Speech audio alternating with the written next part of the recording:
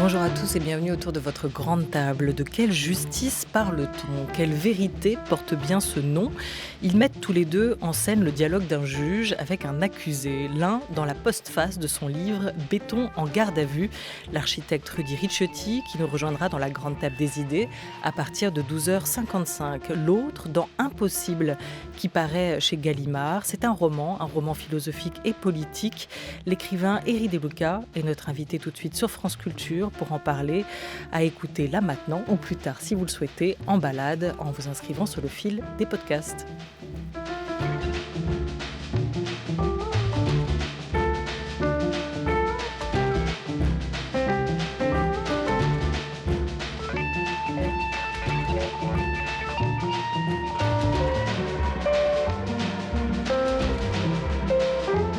La grande table.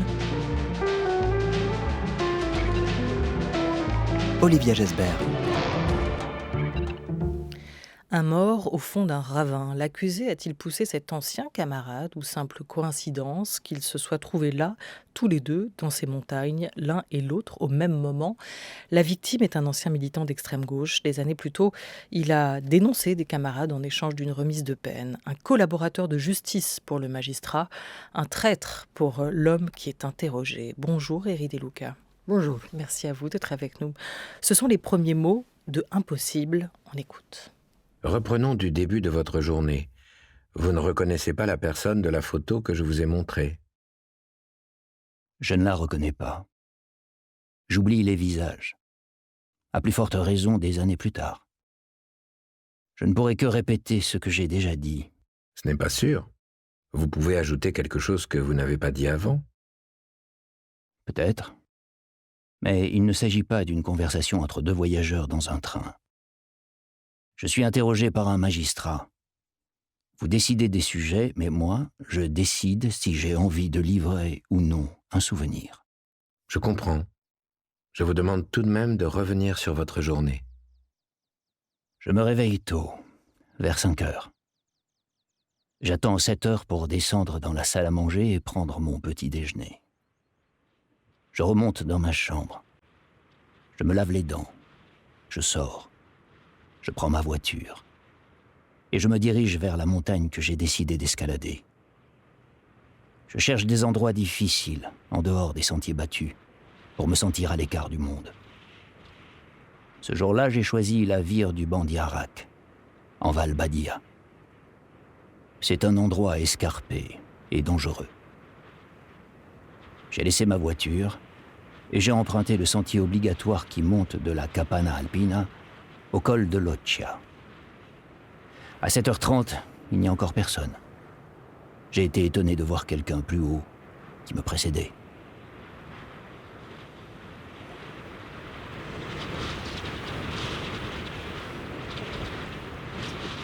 Impossible, votre nouveau roman, Éric De Luca, traduit de l'italien par Daniel Vallin, paraît chez Gallimard et il sort aussi en CD, si vous souhaitez l'écouter, dans la voix de Denis Podalides de la Comédie Française, qui est le magistrat, et l'homme interrogé, l'accusé, c'est Laurent Natrella. Il nous plonge tout de suite avec ses premiers mots dans cette région d'Italie qu'on imagine que vous affectionnez, ce Val Badia, cette vallée des Dolomites, où se passe l'action du livre. Action qui est rapportée, parce que c'est la forme que vous avez choisie pour ce roman, Éric De Luca, la forme d'un interrogatoire, celui de l'accusé par un juge, épisodiquement de l'avocat, et puis des lettres écrites de sa cellule par l'accusé à son amore mio, à son grand amour. Deux modes narratifs, d'un côté l'échange subi et maîtrisé, de l'autre la confidence.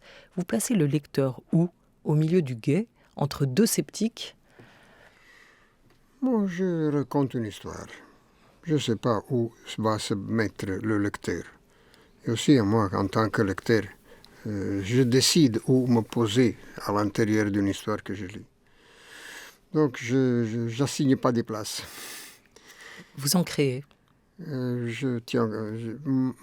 espoir est de tenir compagnie avec une histoire. Et dans ce cas, c'est une histoire qui a la forme du dialogue et des lettres. Et le dialogue, c'est une forme ancienne littéraire et aussi philosophique. Et ça, c'est le seul côté philosophique de mon histoire, parce que c'est le format dialogue qui reprend une tradition philosophique, mais le texte et mon histoire n'est pas philosophique du tout, à mon avis. Donc, parce que je ne suis pas philosophe. Je n'arrive pas à philosopher avec moi-même et avec l'extérieur. Mais le dialogue, c'est un format qui permet d'être sur les deux côtés des barricades. Placé, avec un sentiment d'égalité et d'équanimité. D'habiter les deux parties et sans prendre choisir une position privilégiée. Donc ça m'a plu de rendre égale une condition humaine qui n'a pas d'égalité, mais est une condition de nette infériorité. Un accusé, qui est une personne privée, un citoyen, qui se trouve face à l'État en personne. L'État en personne, sous son la forme d'un incarnation, qui magistrat. le juge. Un magistrat qui l'interroge. Donc, ce n'est pas une condition d'égalité.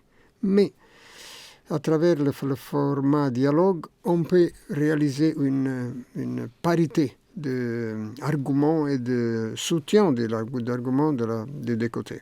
Et après, il y a des lettres. Oui, les lettres d'amour qui, pour moi, sont des vraies lettres que j'adresse à une femme, mais qui font le service d'expliquer quelque chose du sous-fond de cet homme incarcéré, de cet homme qui a déjà purgé dizaines d'années après les condamnations pour la lutte clandestine et la lutte armée, et qui est revenu libre. Et maintenant, il se retrouve, 40 ans après, face à cette accusation et face à la coïncidence de sa part, de la rencontre, de la coïncidence d'être sur la même vire, très dangereux, un endroit très dangereux, avec celui qui l'avait accusé.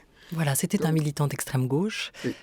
Il a le sentiment d'avoir réglé sa dette, puisqu'il a déjà payé de ses années en prison, et il y retourne à la faveur de ce fait divers qui lui arrive, c'est-à-dire qu'il est dans les montagnes à ce moment-là avec l'homme qui les a dénoncés, lui et ses camarades, des années plus tôt. Et cet homme va être donc retrouvé dans le ravin, et c'est même lui qui va prévenir les secours de la présence de ce corps qu'il n'aurait pas identifié. Évidemment, tout prête à croire qu'il est celui qui l'aurait poussé dans ce ravin. Et c'est donc autour de ça que va s'ouvrir ce dialogue avec le magistrat, cette incarnation de l'État, comme vous le dites, Éric De Luca. Je n'ai rien contre ce magistrat. Avec moi, il tente un dialogue à la Socrate, écrit notre prévenu. Il veut être l'accoucheur de la vérité, réminiscence scolaire, l'art de la maïeutique. De sa cellule, il va livrer ses impressions à sa confidente, à son amoureuse. Vous croyez, vous, en la force du dialogue, dans la vie aussi, Éric De Luca ? Oui, c'est la forme de la civilisation, le dialogue, parce que il y a des possibilités. Il y a une conversation qui prétend, de l'autre côté, pas tout simplement le silence de la politesse, mais l'écoute. L'écoute pour, après, relancer la position et avancer dans le débat. Donc c'est un format majeur de la connaissance humaine et de la progression de l'intelligence humaine. J'aime ce format comme lecteur. Je l'aborde comme écrivain, mais avec un sentiment d'imprécision et d'improvisation. Parce que je ne l'avais pas imaginé comme ça, d'abord.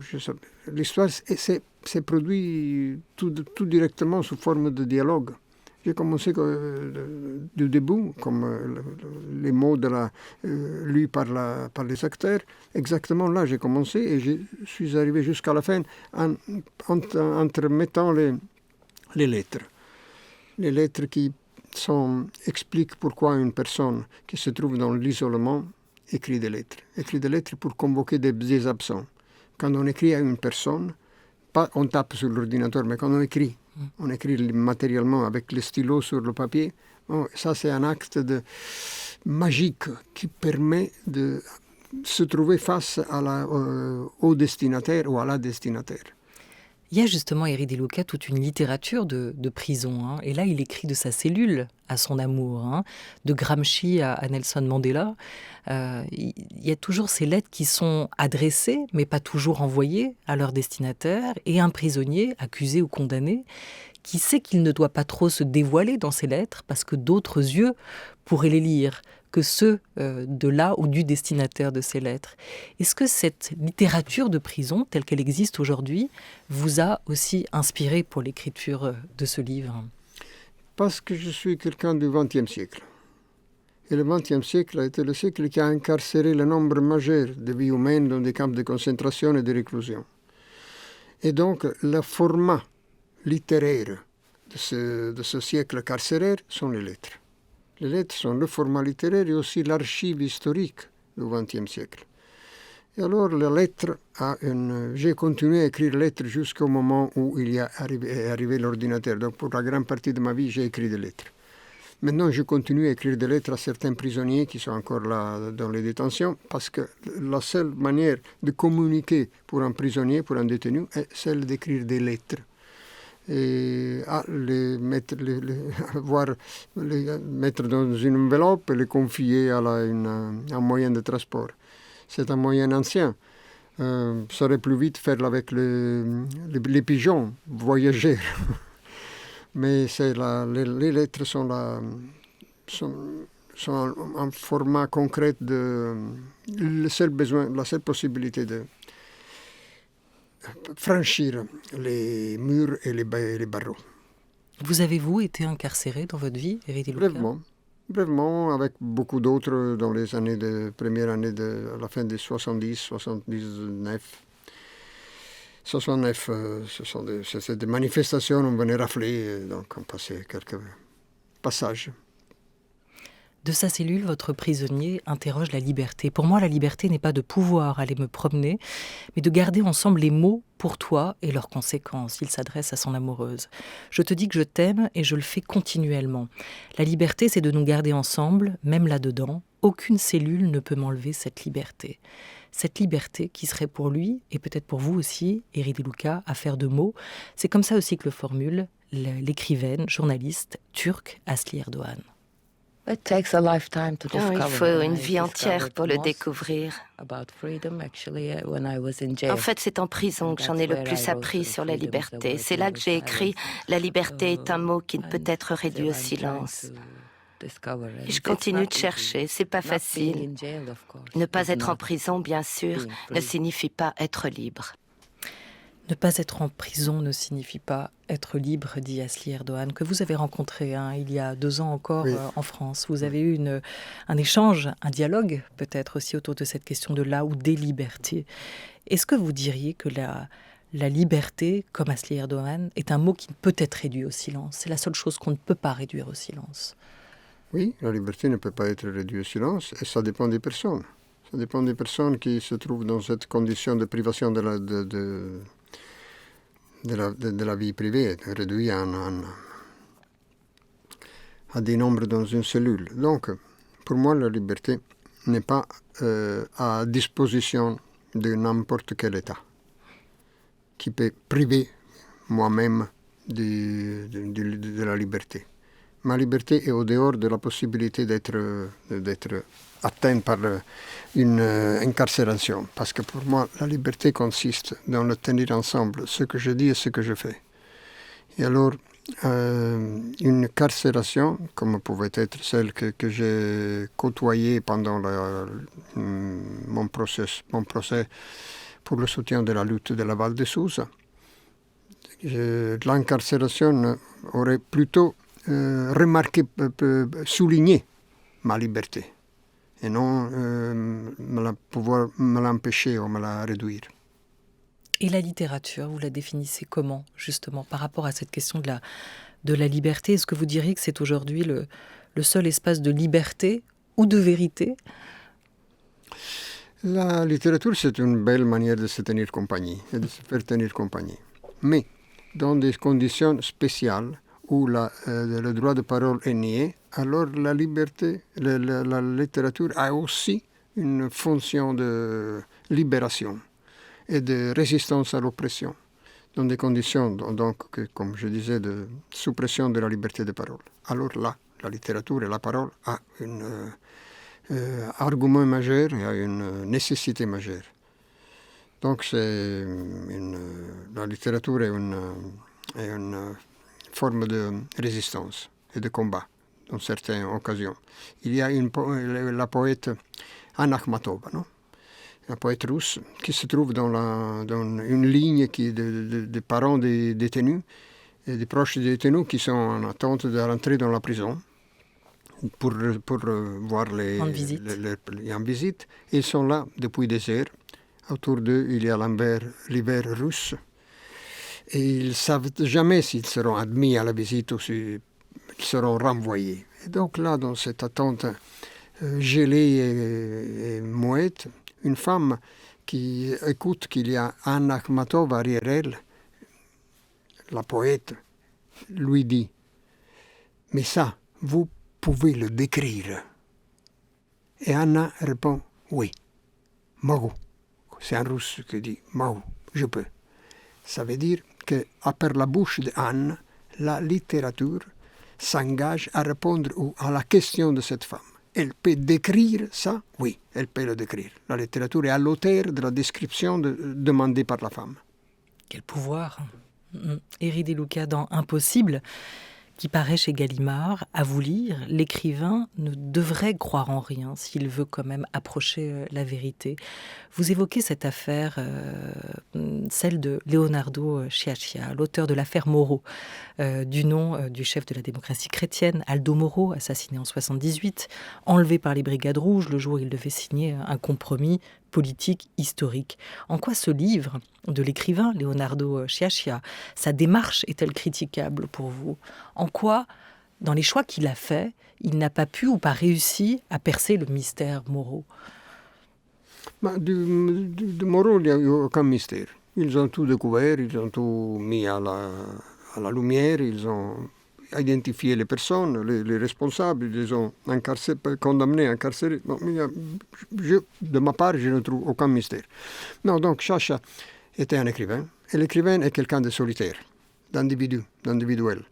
Et quand on fait partie d'une commission de l'État, on perd le statut d'écrivain. On devient un citoyen. Et en tant que citoyen, il doit participer comme tel. Il ne peut pas extraire des considérations littéraires de son engagement dans une commission parlementaire. Donc ça, c'est un dérapage pour moi et qui le rend critiquable. Moi, que je suis un lecteur enthousiaste de Sciascia. Voilà, c'est ce que vous dites. Au lieu d'être resté sur la barricade, il a basculé d'un côté ou de l'autre et il a perdu son statut d'écrivain parce qu'il a choisi son camp. Oui. La justice des hommes reprend tous les codes de la justice divine à vous lire. Il est question dans Impossible, Héry De Luca, et dans cet échange entre le juge et l'accusé, il est question de vérité, il est question de repentance, il est question de pénitence, comme l'accusé. Est-ce que vous pensez du coup que l'écrivain doit rester aussi laïque en toutes circonstances? Laïque, oui. Laïque et loyal, avec l'histoire et les raisons qui le poussaient à écrire cette histoire. C'est-à-dire laïque, y compris envers l'État, comme l'accusé du livre, qui dit ne pas partager les liturgies de cette croyance, de ceux qui partagent cette croyance, cette fiction qu'est l'État. Oui, c'est une distance indispensable, nécessaire. Et sinon, on risque de faire une espèce de récit pour arriver à une thèse, à une démonstration de quelque chose. Alors là, ça, moi, comme lecteur, je ne l'apprécie pas. Et quand le récit dérape vers l'essai, vers la thèse, vers quelque thèse à démontrer. Donc, l'histoire, la vérité est la vie telle qu'elle. Elle n'est pas démontrable. Il n'y a pas une thèse pour la coincer dans une définition. Héry De Luca, écrivain, romancier italien, est notre invité jusqu'à 12h30 à l'occasion de la parution de son Impossible, son nouveau roman, traduit en français chez Gallimard.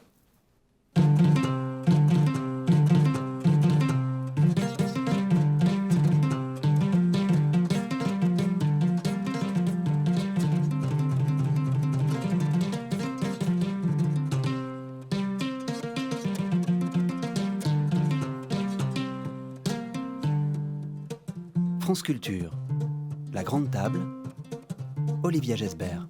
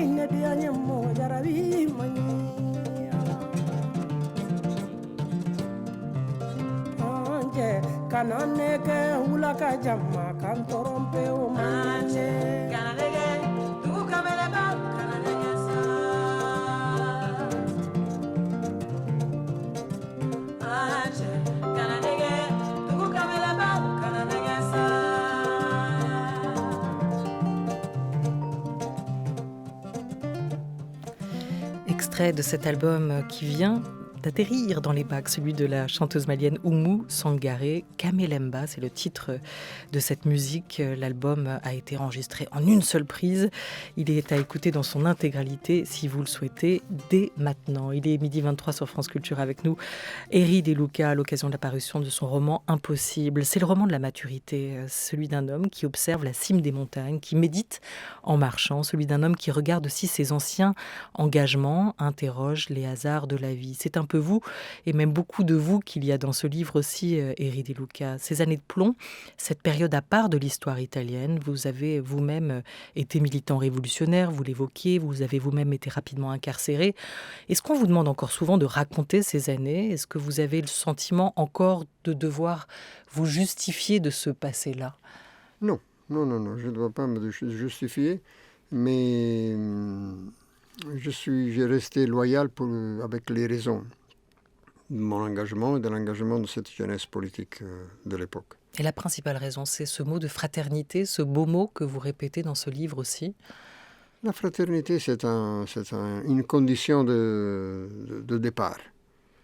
Si on n'a pas ce sentiment de fraternité, on se lie il n'y a pas ce lien qui forme une communauté, alors il n'y a pas possibilité de se battre pour la liberté et l'égalité. Non, la liberté, égalité, fraternité sont ces trois mots de la Révolution française. Mais pour la liberté, pour l'égalité, on peut faire des luttes pour l'obtenir ou pour la garder si elle est menacée.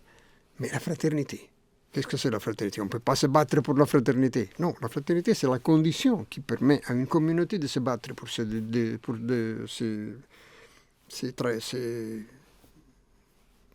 nécessités, pour la nécessité d'une liberté ou d'une égalité. Vous disiez au début de notre entretien que l'échange était inégal, parce que l'un incarnait l'État, le juge, l'autre était l'accusé. Or, au fil de l'échange, l'accusé va se montrer peut-être plus rusé, plus sage que le jeune magistrat qu'il a face à lui. Au fil des échanges, la figure de probité, celle du juge, va petit à petit se fissurer. La justice, semblez-vous dire, est une institution nécessaire, mais elle est humaine, elle est donc faillible, comme nous tous. Et ce juge, il a l'âge d'être son fils. Il va s'obstiner à le faire avouer un crime qu'il n'a peut-être pas commis.